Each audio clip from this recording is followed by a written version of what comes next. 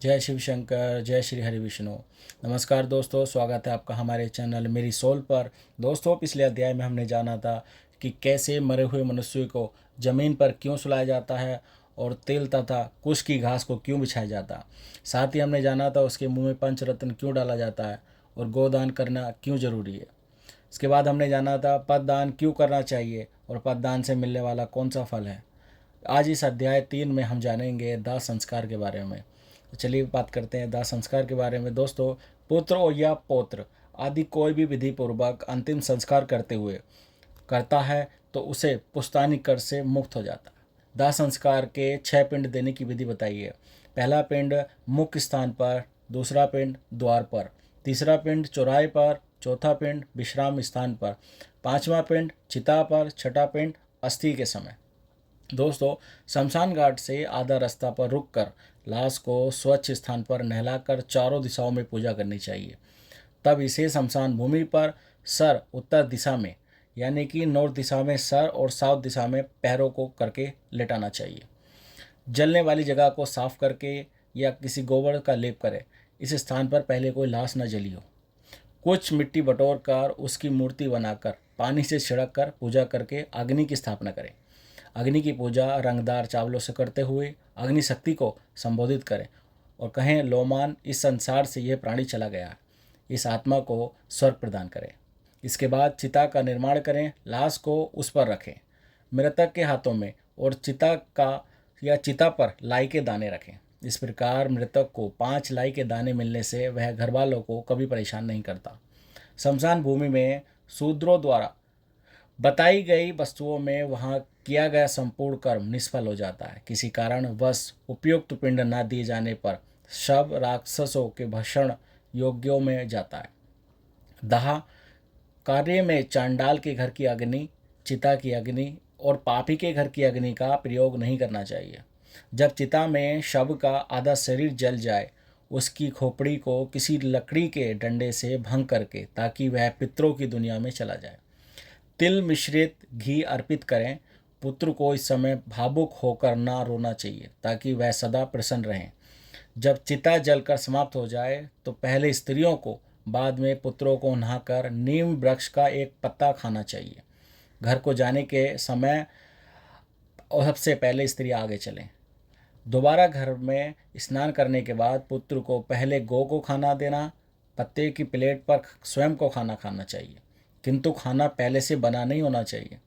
मृत्यु वाले स्थान को गोबर से साफ करके या एक दीपक जिसका मुख दक्षिण की तरफ हो, 12 दिन तक उस स्थान पर दीपक जलता रहना चाहिए। अग्निदाह संस्कार में पंचक में नहीं करना चाहिए। जो प्राणी पंचक में प्राण त्यागता है उसकी मुक्ति कभी नहीं होती। दाह संस्कार में नहीं करना चाहिए, वरना घर में एक और मृत्यु हो सकती है।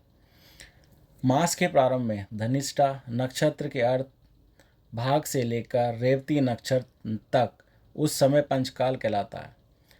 पंचक में दाह संस्कार करना हो तो कुश के मानवकार 4 पुतले बनाकर नक्षत्र मंत्रों से उनको शव पर रखें और उन्हीं पुतलों के साथ दाह संस्कार करें। पुत्रों द्वारा पंचक शांति भी करवानी चाहिए। तीसरे दिन तक चौराहे पर या चिता वाली जमीन पर एक मिट्टी के कच्चे बर्तन में, जो कि 3 लकड़ियों की डंडियों से बंधा हो, दूध और पानी से भरा हो, अर्पण करें। दाह क्रिया के बाद अस्थियां क्रिया करनी चाहिए। इसके बाद दाह क्रिया के समय 6 पिंड तथा 10 गात्र के अंतर्गत 10 पिंड दान आदि की प्रतिक्रिया बताई गई है। चौथे दिन अस्थियां विसर्जन करनी चाहिए। यदि कोई रुकावट न हो तो दूसरे अथवा तीसरे दिन भी कर सकते हैं। शमशान घाट पहुंचकर स्नान करके गरम दुशाला लेकर अनाज का दान चिता वाली जगह पर देवी देवताओं को नमस्कार करके 3 चक्कर काटते हुए यामातम मंत्र का उच्चारण करते हुए दूध का वे फिर पानी की छींटे दें। चिता में से अस्थियां को इकट्ठा करें। अस्थियों को पाठशाला के पत्तों पर रखकर दूध और पानी से छिड़क कर एक मिट्टी के बर्तन में रख लें। श्राद्ध की रस्म पूरी करें। एक तिकोने जमीन के टुकड़ों को गोबर से पोत लें।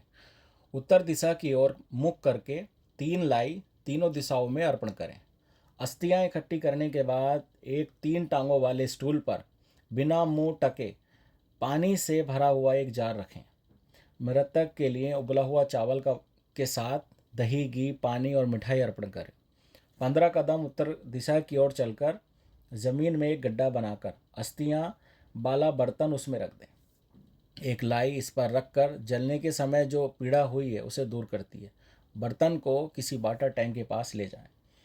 अस्थियों को कई बार दूध और पानी से छिड़क कर, संदल आदि से लेप कर पूजा करें। पत्ते के डिब्बे में रखकर अपने माथे और हृदय से छूकर गंगा नदी में के बीच छोड़ें। जिनकी अस्थियां पानी में 10 दिन के अंदर डूब जाती हैं वह आत्मा ब्रह्मलोक से वापस नहीं आती। जिनकी देर तक अस्थियां तैरती रहती हैं वह स्वर्गलोक में रहता है। अस्थियां विसर्जन के बाद 10 दिन चलने वाले रस्में शुरू होती हैं। अस्मारक मृत्यु जैसे किसी अज्ञात जगह पर होने से और शरीर न मिलने पर जिस दिन यह खबर मिले, दुर्भाषा घास की प्रतिमा बनाकर उसको जलाएं।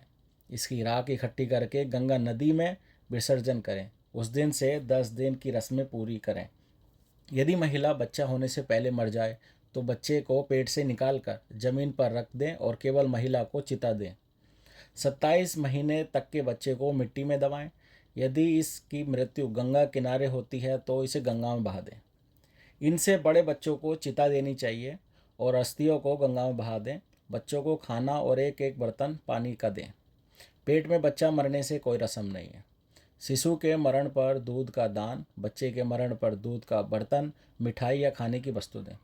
दोस्तों, इस अध्याय में हमने दाह संस्कार की विधि पूर्वक विधियों के बारे में जाना, कैसे पिंड का दान करना चाहिए। चलिए दोस्तों, अब अगले आने वाले वीडियो में मिलते हैं। तब तक अपना ख्याल रखिए, सुरक्षित रहिए। जय श्री हरि विष्णु।